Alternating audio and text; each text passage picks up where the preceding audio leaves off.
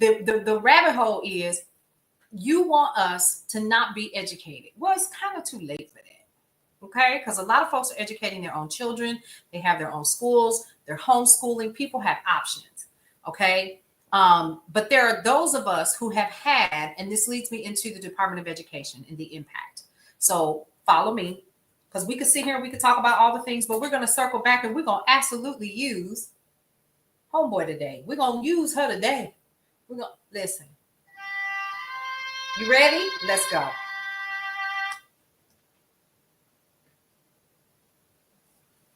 So let's talk about the Department of Education and what that means, right? Let's talk about how the Department of Education definitely and the programs that came out of it helped my daughter. Trump administration is poised to issue executive orders, folks, that would dismantle the U.S. Department of Education, defunding many of its programs and shifting functions to other agencies, while outright abolishing the department would require, listen closely, an act of Congress. The administration is expected to try to get as close as possible through executive actions, even when those actions may be illegal. There are many unknowns in terms of how this might play out in the executive branch and the legal challenges in the court, but all of the likely scenarios create harmful risks for students and families. So, millions of Americans rely on federal support from the Department of Education to open doors along their educational journey. From the nearly 1 million infants, toddlers, and preschoolers with disabilities or developmental delays who have access to early intervention and special education services through the Individuals with Disabilities Education Act, IDEA. So let's talk about that, because it impacted me. A lot of you guys don't know that my daughter that's getting ready to graduate from FAMU, did you hear what I said? She is a senior. She is 1 month away from graduating from FAMU. My daughter, at 2, was diagnosed as nonverbal, autistic.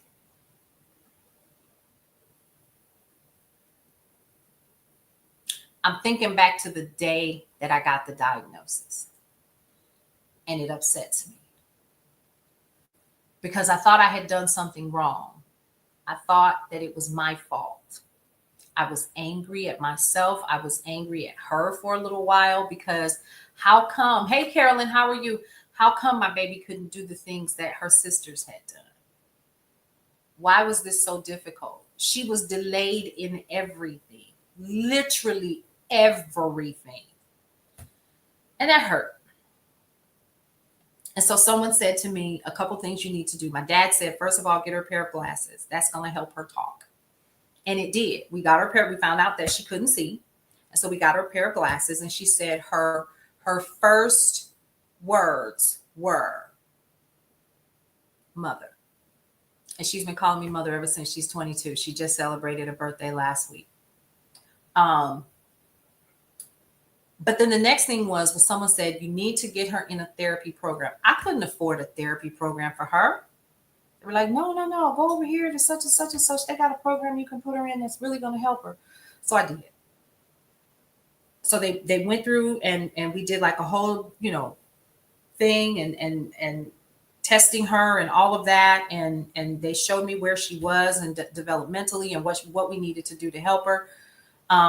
And then they said, so when the next round starts, we're gonna put her. Matter of fact, they rushed her application through because she was so behind. So we put her in the program. Little white bus, come pick her up first thing in the morning, and she stayed in the program for 2 years. By the time she was done, she was so articulate, so early, so early. It was ridiculous. She would wear her little pink glasses with the little purple lanyard, and she would go to class and she learned how to, they did like this weight therapy thing with her, which I didn't really agree with, but now I understand why, because now she still kind of sleeps like that. And so it has really, really helped her. It has really, really helped her to be very, very productive.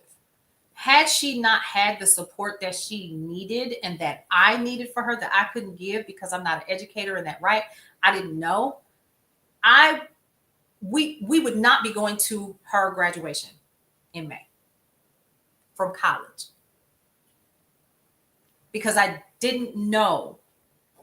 But I got that diagnosis and I immediately got her in a program. And like I said, that bus would come and pick her up and all of that. And they did it on a sliding scale, but I was in graduate school, baby. I didn't have no money. I didn't have no money. I was in school. I didn't know what to do. Thank you, Jamie. I was so frustrated because I did not know what to do. But now she's graduating. So just think, thank you for that, Carolyn. If this program had not been in position for her, like I said, we would not. They said she was always going to need help. And you know what was in my head because her dad wasn't around was this. I thought, who's going to take care of her when I'm gone if she can't do it? It helped her to be more independent.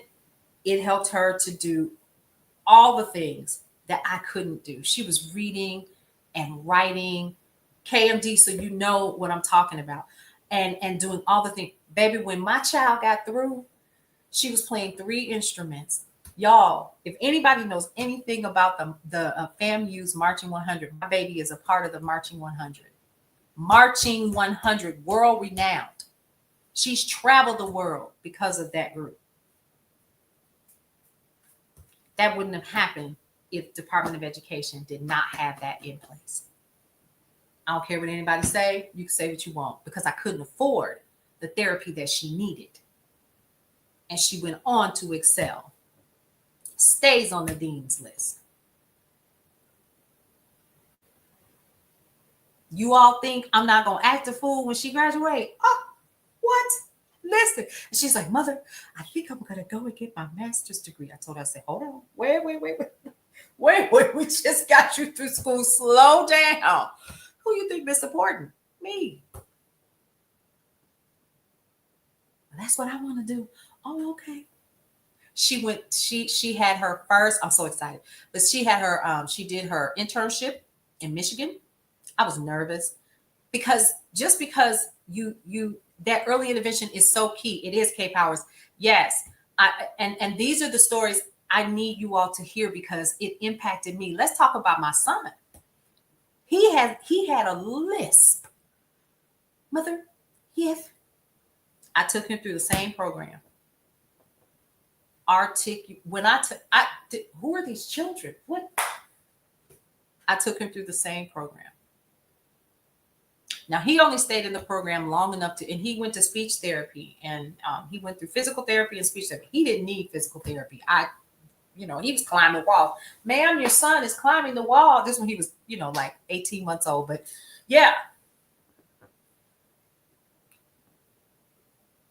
And it was important for me because as a mom, I needed the support because I couldn't afford it. And it worked out. So we're going to be going to 2 graduations in May. Yep. So there you go. I needed you all to hear that story because like so many others, there are parents who need these programs. So let me explain to you some of the things that are going to get missed. And I hear all of the people on the other side that are saying, well, it needs to go back to the state. I was alive when they created the DOE. And I remember what it was like when the state had it. I was in Wisconsin. I remember that. I remember I went to all black school and we got all the torn up books and stuff from the white school. I think it's a game out here. Students with disabilities could lose critical resources and protections. That's number 1. I'm going to break some of this down a little bit later. 2, low-income students could see their schools lose teachers and counselors, cut family engagement and mental health programs, and be unable to afford new books and other classroom and curricular materials.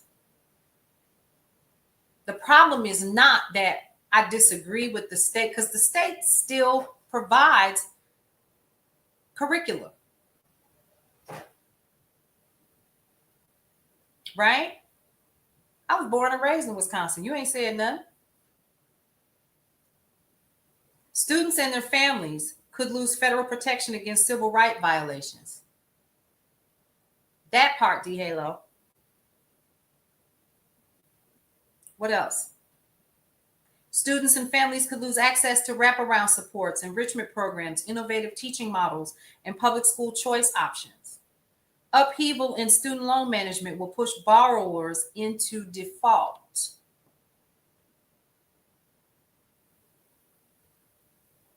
Eliminating the federal role in higher education risks widening college access gaps and leaving low-income students without a pathway to college.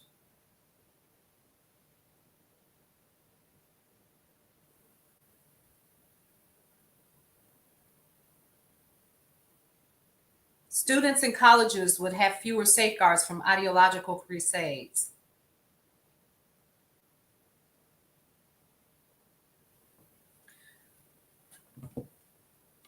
There's no level playing field doing it this way. Because if that had not been a position for my children, especially Aaliyah, she would not